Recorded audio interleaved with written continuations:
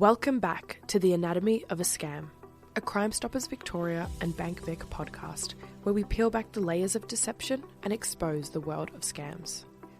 During this series, we have journeyed through the life cycle of a scam, from scammer to scamee, and now to those who catch the criminals behind them.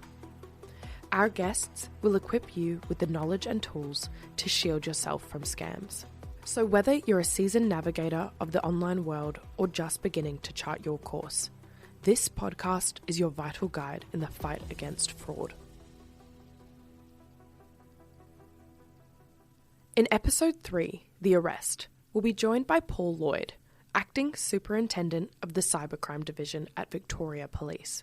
Acting Superintendent Lloyd will share insights into the critical steps taken to combat cybercrime, drawing from his extensive experience in law enforcement. As we dive deeper into the world of scams, it raises an important question. Are many scammers being held accountable for their actions? Or is this a crime that proves particularly difficult to punish? The complexities of cybercrime often blur the lines of justice, leaving victims feeling powerless and perpetrators roaming free. Let's uncover the realities behind the enforcement challenges in tackling these elusive criminals.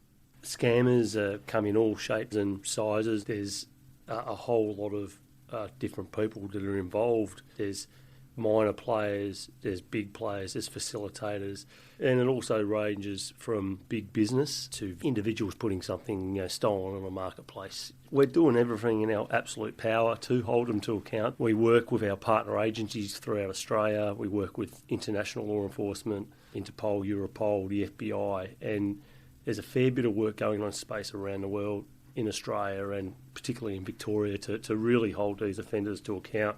It's all about making it hostile for them to operate in our environment, and if we can disrupt, hamper their money-making efforts and really stop access to victims, then we have a chance to reduce the impact that these scammers are doing. Unlike in the movies where a lone hero swoops in to save the day, the reality of stopping scams is far more complex and collaborative. Picture this. A team of dedicated professionals from various sectors, law enforcement, cybersecurity, and financial institutions come together, each playing a vital role in the fight against fraud. Our local CIUs are out there. They do a lot of scams. We've got our cybercrime squad in Victoria Police that looks at your sort of mass harm on scale type scams. We also look at the malware and ransomware scams, and the data leakage, and a lot of those scams lead to your more traditional, fraud, deceptions, so to speak. So it is challenging, but we certainly have a real crack at it, that's for sure. As we explore the aftermath of scams, we turn our attention to the critical issue of sentencing and accountability. The legal system often grapples with the complexities of these crimes, and terms like cyber fraud and identity theft carry significant weight. But what does it really mean for perpetrators when they are brought to justice? There's no offence called scamming, but there's certainly your traditional fraud offences in Victoria. You've got your obtained financial advantage by deception, and they have maximum of 10 years imprisonment jails. We have identity theft, 5 years, and there's an array of Commonwealth offences we look at as well for activities that they're into. But often these scammers are doing other crime as well. So when we do eventually hold them to account, they're generally facing some other charges as well. Take, for example, the case of a 74-year-old man who, over a span of 2 years, exploited his charm to defraud unsuspecting women he met on a dating app.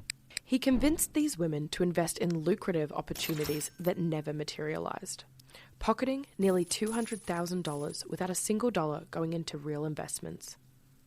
Recently, he was sentenced to 3 years and 10 months in prison, with a minimum parole period of 2 years and 3 months. Another case involves a 37-year-old woman who conned over $60,000 from fashion-savvy shoppers on Facebook Marketplace. Operating multiple fake profiles, she lured buyers with listings for second-hand designer clothing. Once customers expressed interest, she directed them to send payments to various bank accounts set up under false names. Despite her promises of shipment, none of the buyers ever received their items, and when they sought refunds, she simply blocked them. She was jailed for 4 months after scamming 87 women across the country over a 3-year period. We had one early this year that received 11 years in jail. Now, that was not just for scamming, but it just shows the courts, they do recognise this is a problem, and they do recognise, particularly those who are involved in it at an enterprise level, that they're going to throw the book at them and put them in jail. It's hard to say there's a standard sentence, but it's certainly a range, and we're seeing some good sentences handed out for those more at the enterprise level. Victoria Police have been instrumental in many success stories. Recently, they successfully apprehended the perpetrator of an investment scam. The complexities and the lengths that these scammers go to trick you are immense. So they'll set up fake portals for you to go into. You can log into and you can see your money that you've just transferred them sitting there. So it looks like it's tangible. It looks like it's there. Then you might even go, well, I might test this out. I'll withdraw $10 or $20. Can I get my money back? And you'll get your money back. And it's all about hooking you in. We do have our successes. We caught one not too long ago that was doing fake investments, offering investments, invest here and you'll get real big returns. How did we catch them? A particular bank reached out to us and suspected that this was fraudulent behaviour that was going on. We looked into it and it was. So we were able to charge a couple of years prison, and then we're able to seize their home and seize a lot of their assets. Catching cybercriminals isn't just about high-tech tools. There's a lot more to it. From age-old investigative techniques to teaming up with key partners, law enforcement relies on more than just computers to get the job done. Acting SI Lloyd reveals how the art of traditional police work and strategic collaborations make a powerful combination in pursuing digital offenders. It's a bit of traditional policing because, we are talking about the tech world, so it's a bit of traditional policing, traditional detective work, but it's really about collaboration, partnerships. It's investing in our people. When I say our people, Victorian Police investigators and staff, to be proficient at investigating cybercrime. So it's about investing in our people. It's about investing in our processes and our policies to give us the best chance of success, but it's also about partnerships.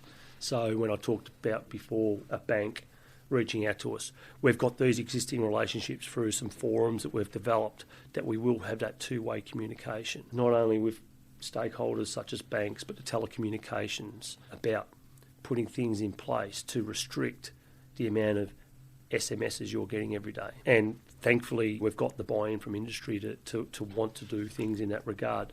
How else do we catch them?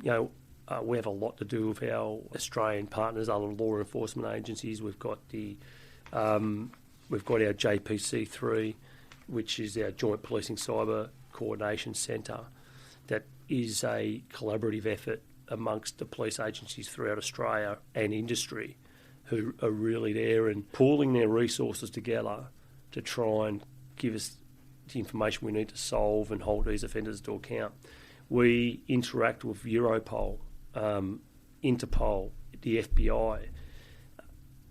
We had the Secret Service come out a few weeks ago to be part of our National Cryptocurrency Workers Forum. Even with tried and true methods and strong partnerships, policing cybercrime remains a formidable challenge. The digital landscape is constantly evolving, and criminals are quick to exploit new technologies and loopholes. There's no doubt it's challenging, and as I said to before, when these scammers are doing what they're doing, they're setting out with plans to not get caught. And then as we catch them in particular ways, then they might adjust their business. But then we've got to be agile enough to adjust our tactics. It's a crime with no borders. Nationally, it's internationally. That's a challenge. But how do we overcome those challenges? As I've alluded to before, through our agencies, I can't talk too much about it, but earlier in the year, through our international partners, we were able to do Australia-wide multiple search warrants on people suspected of doing scams. I think there was 14 in Victoria.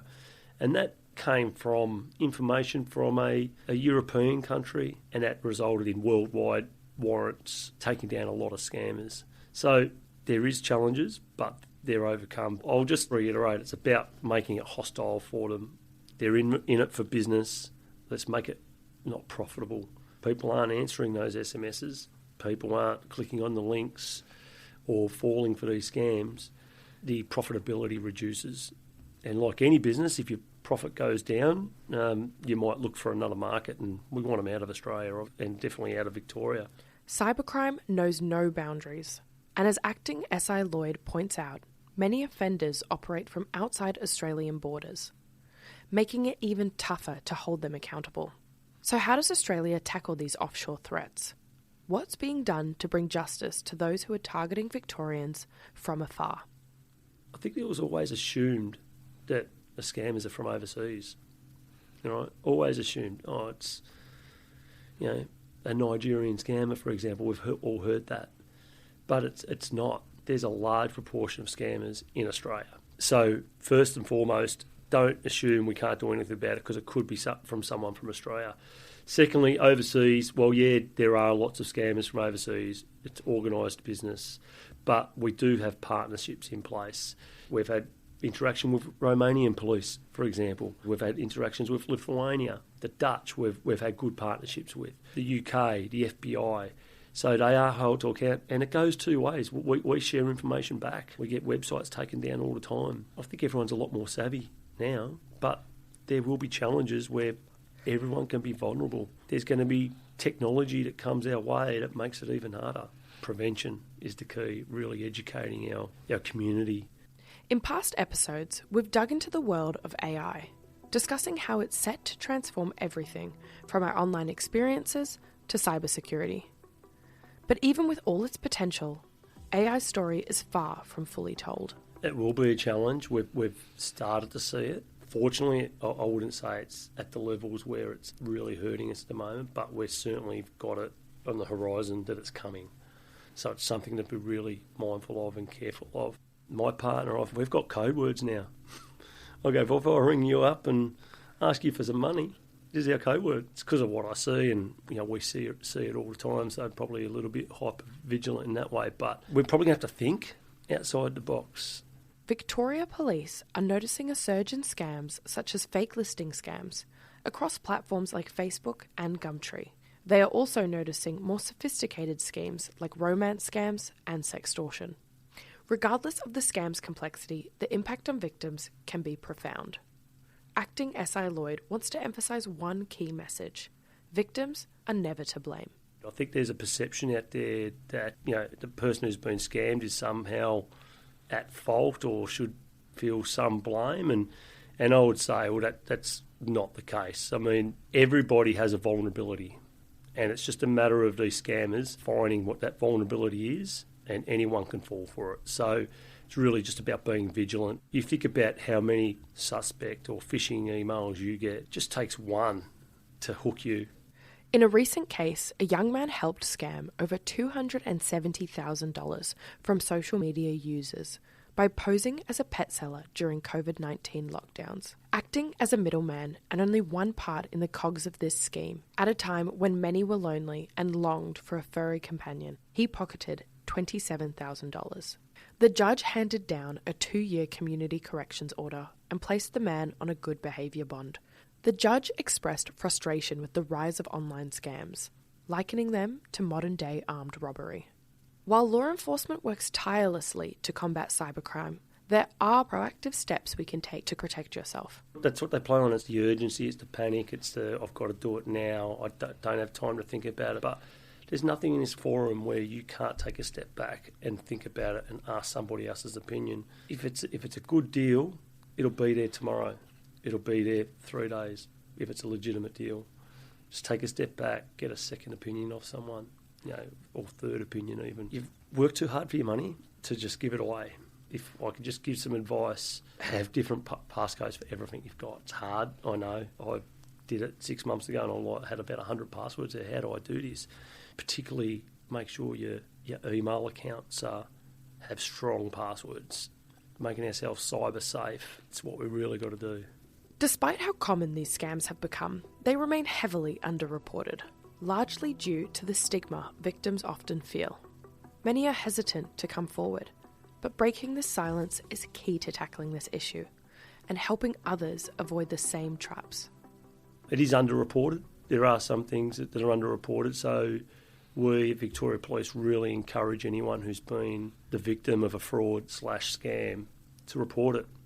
Now, how do you report it? You go to Report Cyber, the national platform, and we're doing a lot of work in Victoria Police in particular to really triage and treat those incoming reports appropriately so that the victims do get the support they need, and we will try to hold the offenders to account. We will try and solve the crime. And even if you think I'm never going to get my money back, it's never going to be solved, still report it, because we really do need that picture of what's happening from a Victorian national perspective so we can understand the problem and we can put strategies in place to try to alleviate it or reduce it. Tackling scams isn't something anyone should have to do alone. It takes a community effort to stay safe. One story that stands out involves a supermarket attendant who noticed an elderly couple urgently buying a large number of gift cards. Recognising the signs of a possible scam, the attendant stepped in, helping them to avoid a costly mistake. This kind of awareness and willingness to act can make all the difference. Working together, we can protect each other from these schemes. I don't want this to sound doom and gloom because we're going to go out really depressed after this podcast. But it's not. There's a lot of good people in this world, and like that supermarket attendant helping the elderly couple, there's a lot of good people out there, and everyone wants to do the right thing. And there's that element of society that's existed forever.